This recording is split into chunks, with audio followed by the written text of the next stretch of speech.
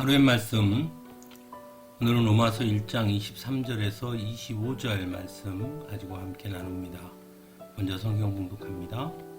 그들은 썩지 않는 하나님의 영광을 썩어 없어질 사람이나 새나 네발 짐승이나 기어다니는 동물의 형상으로 바꾸어 놓았습니다. 그러므로 하나님께서는 사람들이 마음의 욕정대로 하도록 더러움에 그대로 내버려 두시니 서로의 몸을 욕되게 하였습니다. 사람들은 하나님의 진리를 거짓으로 바꾸고 창조주 대신에 피조물을 숭배하고 섬겼습니다. 하나님은 영원히 찬송을 받으실 분이십니다. 아멘. 하나님께서 가장 싫어하시는 것 중에 하나가 바로 우상을 숭배하는 것입니다. 그럼에도 불구하고 구약의 이스라엘 백성들의 모습을 보면 그들은 끊임없이 우상을 숭배하는 것을 보게 됩니다. 놀라우신 하나님의 은혜와 사랑으로 출애굽하고 홍해에서의 놀라운 기적을 경험한 이스라엘 백성들이 시내산에 이르러 자신들의 지도자 모세가 보이지 않자 금송아지를 만들고 숭배했던 것이 가장 대표적인 모습이라고 할 수 있을 것입니다. 그들의 모습은 불과 얼마 전에 홍해 바다를 마른 땅같이 건너고 나서 놀라운 기적을 경험하고 하나님을 찬양하던 그 이스라엘 백성들이 맞는 것인지 싶을 정도의 모습이었습니다. 하나님은 진노하시지요. 그래서 이스라엘 백성들을 모두 멸하시겠다고까지 말씀하시기도 합니다. 그런데 이러한 이스라엘 백성들의 모습은 과연 이스라엘 백성들만의 모습이었을까요? 어쩌면 인간의 본질적인 연약함과 죄성이라고 할 수 있지 않을까요? 22절에 사도 바울이 말하는 것처럼 스스로 지혜가 있다고 주장하지만 실상은 어리석은 것이 인간이라면 말입니다.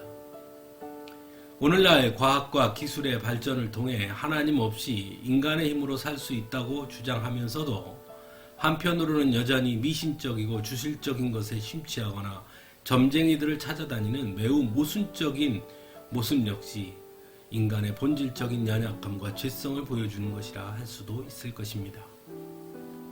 사도 바울은 이러한 인간의 본질적 연약함과 죄성에 대해서 오늘 본문에서 말합니다. 그리고 그에 대한 하나님의 대응에 대해서도 전하고 있습니다.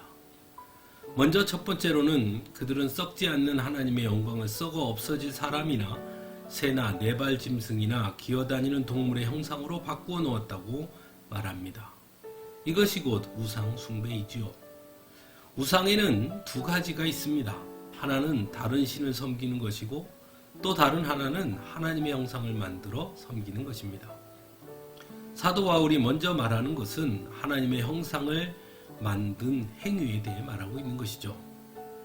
하나님은 너무 크신 분이시기에 다른 어떤 것에 머무르거나 가둘 수 없는 분임에도 불구하고 인간은 형상을 만들어 하나님을 거기에 가두려고 한다는 것입니다. 두 번째는 하나님의 진리를 거짓으로 바꾸고 창조주 대신에 피조물을 숭배하고 섬겼다고 말하죠. 이것은 하나님 아닌 다른 신을 섬기는 우상 숭배를 말한다 할 수 있습니다. 즉 이스라엘 백성들이 하나님을 버리고 가나안 신 바알을 섬긴 것과 같다 할 수 있는 것이죠. 이러한 인간의 죄성에 대한 하나님의 반응은 바로 24절 말씀입니다. 그러므로 하나님께서는 사람들이 마음의 욕정대로 하도록 더러움에 그대로 내버려 두시니 서로의 몸을 욕되게 하였다라고 말하고 있습니다. 하나님의 가장 큰 징계는 사실 그대로 내버려 두시는 것입니다. 잘못했을 때 매를 들거나 경고하는 것은 여전히 그를 사랑하기 때문에 그가 돌아오도록 하시기 위함이지요.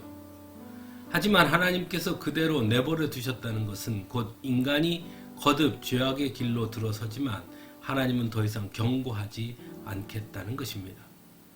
그러면 결국 인간은 죄로 인해 멸망당할 수밖에 없게 되는 것이죠.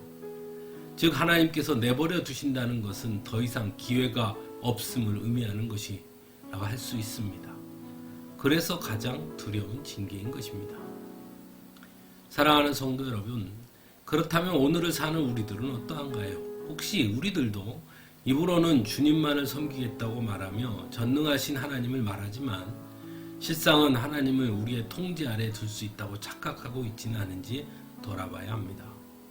즉 하나님을 마치 알라딘의 요술램프나 도깨비 방망이처럼 내가 필요할 때만 꺼내 쓰는 것으로 여기고 있는 것은 아닌지 돌아봐야 한다는 것이죠.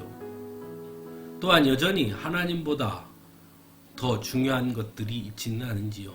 즉 우상을 따르고 있는 것은 아닌지도 깊이 돌아봐야 합니다. 하나님 아닌 과학이나 기술 또는 세상의 지식이나 권력을 더 우선시 여기는 것은 아닌가 하는 것이죠. 여러분, 과연 우리는 어디에 서 있습니까? 함께 기도하겠습니다.